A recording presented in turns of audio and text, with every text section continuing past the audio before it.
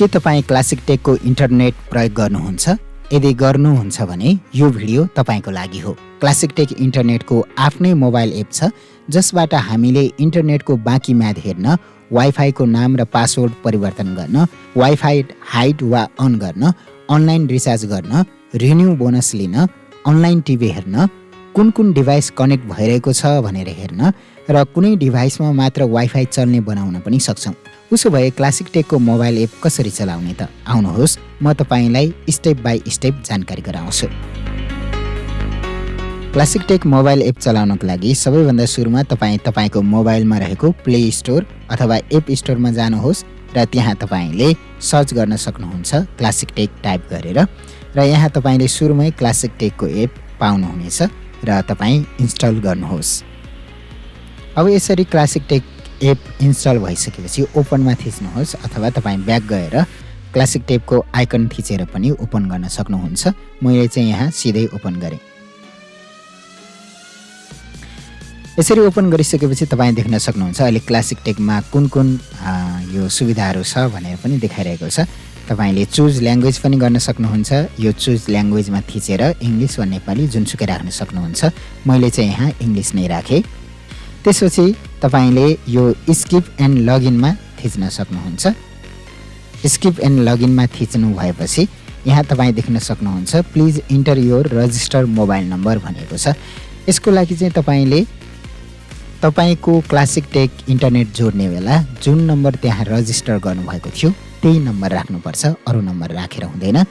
अनि यहाँ नम्बर राखिसकेपछि तपाईँले तल गेट ओटिपीमा क्लिक गर्नुपर्छ। म नम्बर राखेर गेट ओटिपीमा क्लिक गर्दैछु र यसो गरिसकेपछि एउटा ओटिपी कोड आउँछ। यहाँ सिधै पनि कहिलेकाहीँ रिड हुन्छ, कहिलेकाहीँ चाहिँ रिड हुँदैन, आफैले राख्नुपर्छ।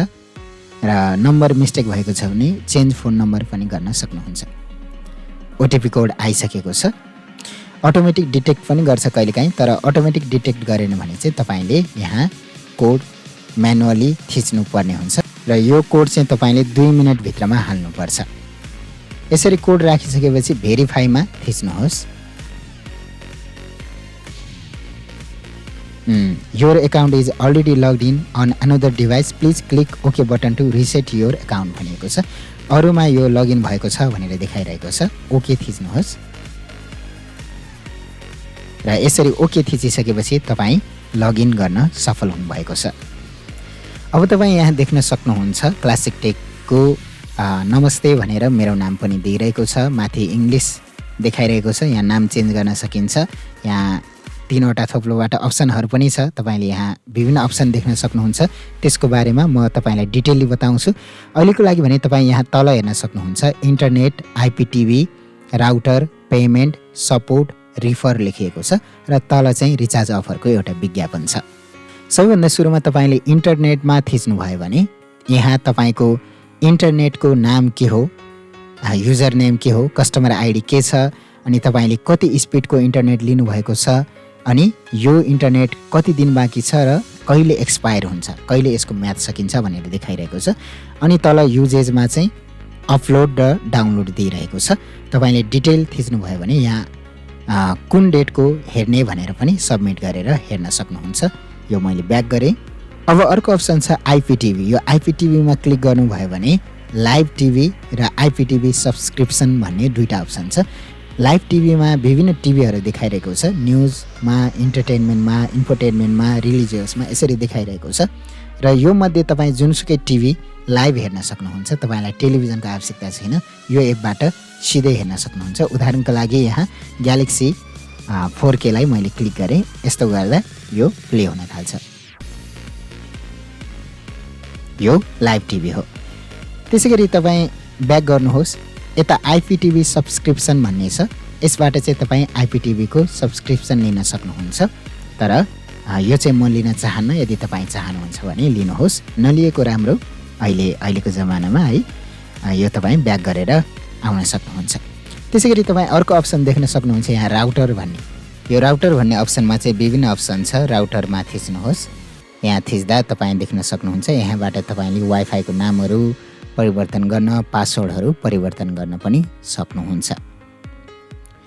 यहाँ तपाईँ देख्न सक्नुहुन्छ राउटरको स्ट्याटस अनलाइन छ। राउटर एक्टिभ कहिले भयो, अप्टिकल पावर कति छ, अप्टिकल पावर स्टेट कस्तो छ, अनि आइपिभी एड्रेसहरू, IPv6 एड्रेसहरू यहाँ दिएको हुन्छ र यहाँ रिस्टार्ट राउटर भन्ने छ।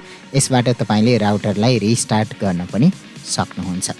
अब यहाँ तर तपाईँ देख्न सक्नुहुन्छ डिभाइस सेटिङ भन्ने छ, अनि त्यसमा थिच्नुभयो भने चाहिँ यो देखाउँछ। अब त्योभन्दा यता तपाईँले वाइफाई जस्तो चिन्ह देखाइरहेको छ मोबाइलमा, यहाँ थिच्नुभयो भने चाहिँ कनेक्टेड डिभाइस हो। यो तपाईँको वाइफाईमा कतिवटा डिभाइस कनेक्ट भएको छ भन्ने कुरा चाहिँ यहाँबाट हेर्न मिल्छ। कहिलेकाहीँ धेरै डिभाइस कनेक्ट भएर हाम्रो वाइफाई एकदमै स्लो हुन्छ। यहाँ चाहिँ टोटल एक्टिभ डिभाइसमा एउटा मात्रै देखाइरहेको छ अनि नाम पनि तल देखाइरहेको छ।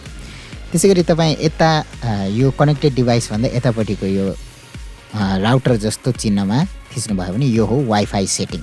र यहाँ वाइफाई सेटिङमा तपाईँ देख्न सक्नुहुन्छ माथि वाइफाई सेटिङ आइरहेको छ, अनि यहाँ सो वाइफाई भन्ने छ। यदि तपाईँले यो अन गर्नुभयो भने चाहिँ तपाईँको वाइफाई अरूलाई पनि देखाउँछ। अफ गर्नुभयो भने चाहिँ यस्तै अवस्थामा राख्नुभयो भने चाहिँ हाइड हुन्छ। अनि वाइफाई SSID भनेको चाहिँ यो चाहिँ वाइफाईको नाम, तपाईँले वाइफाईको नाम यहाँबाट चेन्ज गर्न सक्नुहुन्छ नाम टाइप गरेर। अनि वाइफाई पासवर्ड छ, वाइफाई पासवर्ड के हो यहाँबाट तपाईँ राख्न सक्नुहुन्छ। र त्यस पछाडि तपाईँ पासवर्ड आफैले जेनेरेट गर्न पनि सक्नुहुन्छ अथवा यो सबैलाई रिसेट पनि गर्न सक्नुहुन्छ। तर यो केही पनि नथिच्नुहोस्। यदि तपाईँ वाइफाईको नाम परिवर्तन गर्न चाहनुहुन्छ भने माथि वाइफाईको नाम परिवर्तन गर्नुहोस् र पासवर्ड पनि परिवर्तन गर्नुहोस्, र तल सेभमा गरिदिनु भयो भने तपाईँले चेन्ज गर्नुभएको कुराहरू सेभ हुन्छ। यसरी वाइफाईको नाम र पासवर्ड परिवर्तन गर्न सकिन्छ।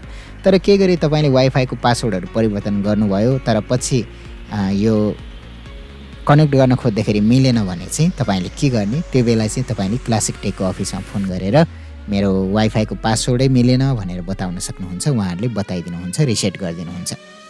अब त्योभन्दा यता तपाईँ देख्न सक्नुहुन्छ वाइफाई सेटिङ भन्दा यतापट्टि यसमा चाहिँ ल्यान्ड सेटिङ भन्ने छ। यो चाहिँ तपाईँले यदि कम्प्युटरमा ल्यापटपमा तारबाट जोड्नु भएको छ भने यसको लागि सेटिङ हो। विशेष गरी वाइफाई चलाउनु भएको छ भने यो ल्यान्ड चाहिँ कनेक्ट छ कि छैन यहाँ देखाउँछ। सबै डिस्कनेक्टेड छ किनभने म चाहिँ कुनै पनि वायर प्रयोग गर्दिनँ, वाइफाईबाट मात्र प्रयोग गर्ने भएकोले। र अन्तिममा छ यहाँ म्याक फिल्टर, यो डिभाइस फिल्टरिङ भन्छ। यो डिभाइस फिल्टरिङमा चाहिँ तपाईँले जुन डिभाइसलाई चलाउनुपर्छ त्यसको म्याक एड्रेस राखिदिनु भयो भने जुनको राखेको छ त्यो मात्रै चल्छ। यहाँ प्लसमा थिचेर तपाईँले यहाँ सेलेक्ट फिल्टर टाइपमा वाइट लिस्ट भन्ने छ, ब्ल्याक लिस्ट राखेको भए अझ धेरै सजिलो हुन्थ्यो किनभने जसलाई ब्ल्याक गर्नुपर्ने हो त्यो मात्र गर्न मिल्थ्यो। तर यहाँ चाहिँ सेलेक्ट फाइल टाइपमा वाइट लिस्ट राखेर तल add MAC address for white filtering भनेको छ। यो चाहिँ तपाईँले तपाईँको मोबाइलको सेटिङमा गएर हेर्नुभयो भने यो म्याक फिल्टरिङ देख्न सक्नुहुन्छ। अनि तपाईँको म्याक एड्रेस राखेर यो एड गर्नुभयो भने, अन गर्नुभयो भने तपाईँकोमा मात्रै चल्छ, अरू कसैको पनि चल्दैन। अनि यदि चलाउन चाहनुहुन्छ भने अरूको एड्रेसलाई फेरि राख्नुपर्छ अनि मात्र अरूको डिभाइस चल्छ। यसो गर्दाखेरि चाहिँ तपाईँले स्क्यान गर्नुभयो भने पनि तपाईँको वाइफाई अरूमा चल्दैन, स्क्यान गर्यो भने पनि कनेक्ट हुँदैन। यो एउटा तरिका हो। तर यो तरिकाको एउटा बेफाइदा चाहिँ छ। हुन त यो क्लासिक टेकले पछि सुधार्ला। यो तपाईँले होइन अब अरू नयाँ मान्छेलाई वाइफाईको पासवर्ड दिनु पर्यो भने के गर्ने, यहाँ म्याक एड्रेस नराखेसम्म चल्दैन। अनि त्यो राख्नको लागि धेरै स्लो छ यो एपमा, कतिपय एकदमै स्लो चल्छ जसको कारणले गर्दा एड गर्न गाह्रो हुन्छ। त्यसैले एउटा गरेर अनि पछि हटाउन पनि गाह्रो हुन्छ। त्यसैले तपाईँ यो चाहिँ राख्ने कि नराख्ने आफै निर्णय गरेर मात्रै प्रयोग गर्नुहोस्। अब ब्याक आउँ। त्यसै गरी तपाईँ यहाँ पेमेन्ट भन्ने अप्सन देख्न सक्नुहुन्छ। पेमेन्टबाट चाहिँ तपाईँले कुनै एउटा प्लान सेलेक्ट गरेर पैसा तिर्न सक्नुहुन्छ।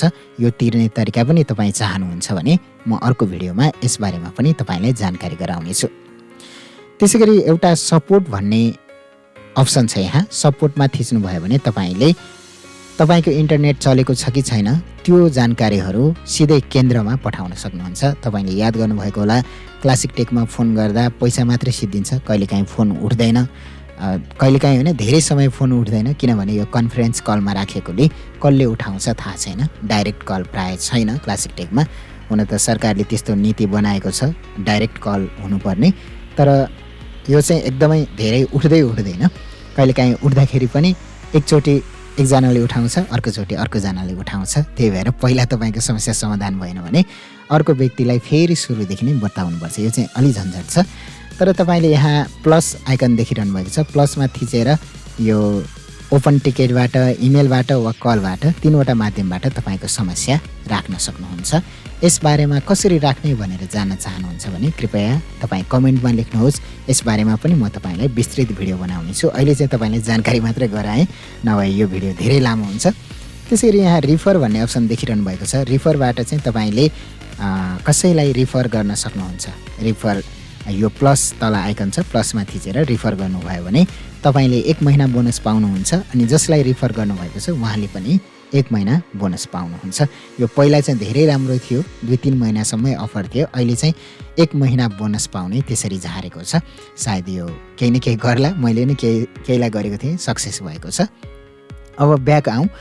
अब यहाँ एउटा अप्सन छ, तपाईँ देख्न सक्नुहुन्छ माथि, यो इङ्ग्लिस लेखेको ठाउँबाट भाषा चेन्ज गर्ने हो, तपाईँ चेन्ज गर्न सक्नुहुन्छ।